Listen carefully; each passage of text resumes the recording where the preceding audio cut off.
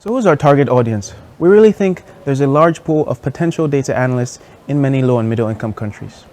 These are folks who maybe have a little bit of public health experience, but are trying to really improve their data analysis skills and their epidemiological principles. There's a huge range of people who are going to be interested in this.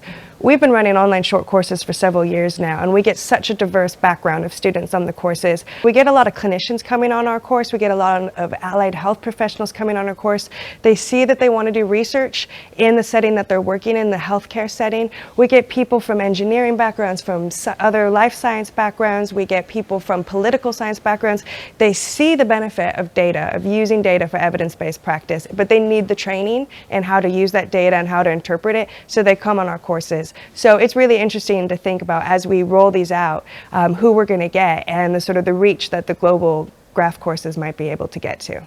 Over the long term, we also imagine that universities might use some of our courses in their own offerings. And another of our target audiences is institutions.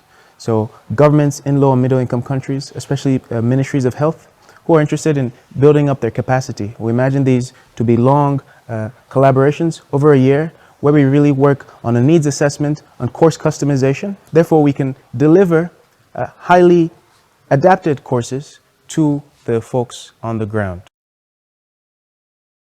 We've looked at all the available training that's out there, and there's nothing that really targets this holistic perspective of what we need in order to train global health data analysts. Some of the unique features of our platform: we hope to use real-world epidemiological data sets, the sorts of data that folks on the ground would actually encounter in their work.